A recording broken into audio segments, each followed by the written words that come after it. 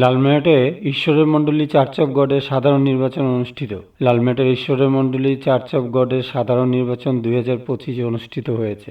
7 March শুক্রবার সকাল থেকে বিকেল পর্যন্ত ভোটাররা তাদের পছন্দের প্রার্থীকে ভোট দেন। বিকেলে লালমেহাটের ডাকবাংলো রোডে অবস্থিত উপাসনালয়ে সাধারণ নির্বাচনের ফলাফল ঘোষণা করা হয়। ফলাফল ঘোষণা করেন প্রধান নির্বাচন কমিশনার ও পালক মিস্টার সচ্চিদানন্দ বর্মন, সহকারী নির্বাচন কমিশনার মিস্টার চারুচন্দ্র রায় ও মিসেস লাকি ব্যানার্জি। ওই নির্বাচনে মিস্টার তমাল দাস 108টি, মিস্টার দীনবন্ধু রায় 87টি, মিস্টার আশিস দাস 86টি, মিস্টার মিঠুল কর্মকার 81টি, মিস্টার চারু রায় 80টি ভোট পেয়েছেন। এছাড়াও 77টি ভোট পেয়েছেন সৌমুয়েল বর্মন, মিসেস সুদীপ্তা অধিকারী ও মিসেস শিউলি অধিকারী।